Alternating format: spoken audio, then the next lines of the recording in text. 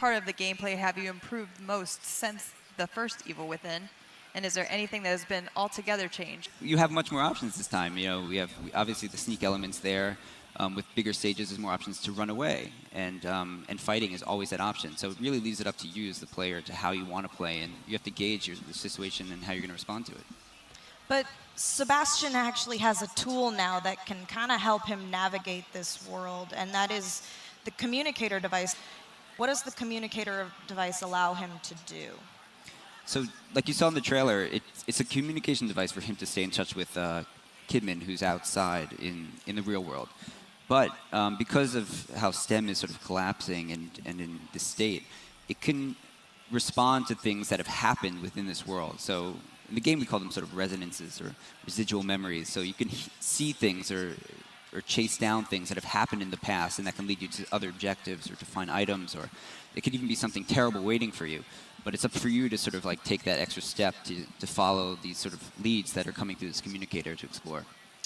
Right. And in the first game, you were sort of pushed through a particular path. And in this one, the communicator allows you to have several different pathways that you could opt to take. Is there something in here that could also appeal to an action fan, or is it pure horror? So action fans will not be disappointed, but also sort of people who like slower-paced horror will also find a game that they can enjoy. The gameplay is always about sort of overcoming that horror. We rarely put you in a situation where there's nothing that you can do about that. It's always about sort of tackling that with the supplies that you have. But this game definitely expands on the option of that free-form ability to do what you want to do in the situation. And it all depends on, again, how much you explore, how much ammunition you have, how you really think about a situation before you approach it. Will this rely almost entirely on gore, or will it be an emphasis on psychological horror and general creepiness? I think this time we really kind of pushed the psychological horror aspect much harder, I think, than the first game. Fans of gore and of the first game, there are scenes where you will not be disappointed, because it is a much more personal story for Sebastian, so there are a lot of things tied to him and the struggles that he's going through.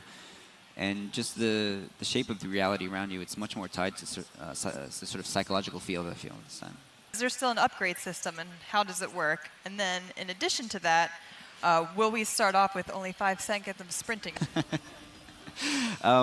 Yes, there will be an upgrade system in this game as well. And we're not going to announce exactly what they are yet, but it's not just parameter upgrades. We have some abilities that you can unlock and sort of customize how you play a little bit. And as far as 5 seconds of stamina, I think we upped it to 6. No.